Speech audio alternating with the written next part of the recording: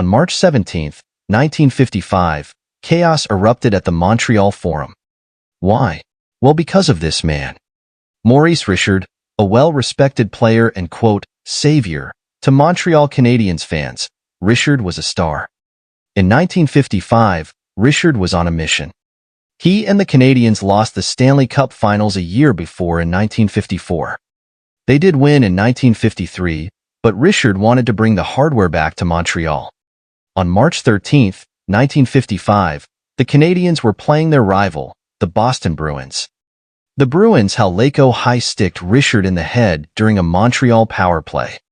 Referee Frank Udvari signaled a delayed penalty. Once the whistle blew, Richard skated over to Haleko and started to fight him. Richard and Haleko began hitting each other. Referee Cliff Thompson tried to stop the fight, but Richard kept pushing himself away from the referee. Thompson continued to pull Richard away. Richard got the worst of the fight because Thompson restrained him. Haleko continued to throw punches.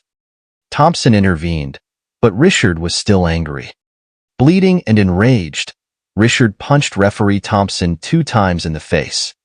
Thompson dropped to the ice, unconscious. Richard left the ice with the Canadiens trainer and was given a match penalty. Richard required 5 stitches to close the cut he received. Richard was also fined $100, or roughly $1,123 in today's money. Boston police attempted to arrest Richard, but his teammates blocked the dressing room door. Richard wasn't arrested after the altercation. At the time, NHL President Clarence Campbell suspended Richard for the rest of both the regular and postseason. Fans were not happy because Richard was in his prime. 4 days later on St. Patrick's Day, the Canadiens were playing the Detroit Red Wings. Fans warned President Campbell to not attend the game at the Forum. He did anyway, and would go on to regret the decision. Campbell received many death threats and thousands of fans tried to get into the Forum for free. Fans brought signs that said things like, "Vive Richard," and "No Richard, no cup." It was clear that something bad was going to happen.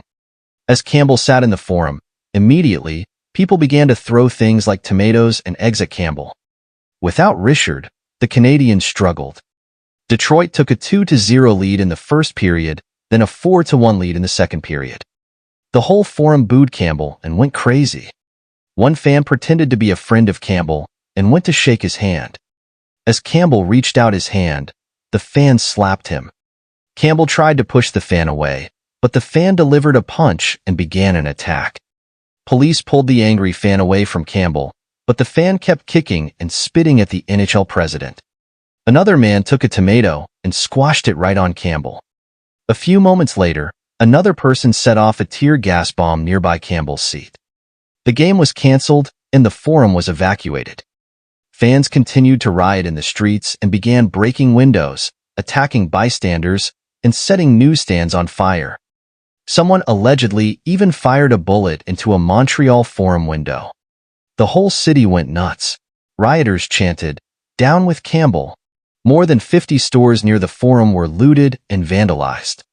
The riot continued until 3 a.m. In the end, 12 police officers and 25 civilians were injured, with no casualties. Damage was estimated to be $100,000 to the neighborhood and the Forum itself. One jewelry store alone estimated its losses at $7,000, $77,993 in today's money.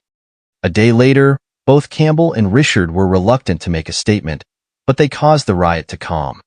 Richard said, "Because I always try so hard to win and had my troubles in Boston, I was suspended.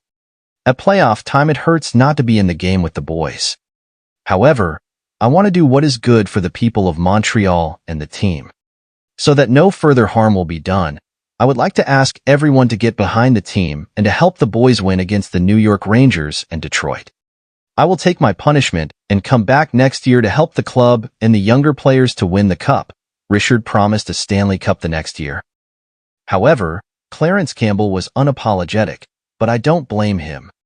The suspension came when Richard was leading the NHL in scoring, and the Canadiens were battling Detroit for first place. Richard's suspension also cost him the 1954-55 scoring title, the closest he ever came to winning it. but Richard stayed mostly calm after the riots. That season, the Canadiens lost the 1955 Stanley Cup Finals to Detroit in 7 games, with the home team winning all 7 games of a final for the first time. Montreal won the next 5 consecutive Stanley Cups, a record that still stands. So he did keep his promise. Richard retired in 1960 after the Canadiens' 5th consecutive Stanley Cup. Clarence Campbell eventually resigned from the presidency in 1977. John Ziegler took over that same year. Campbell passed away on June 24, 1984. Richard died on May 27, 2000.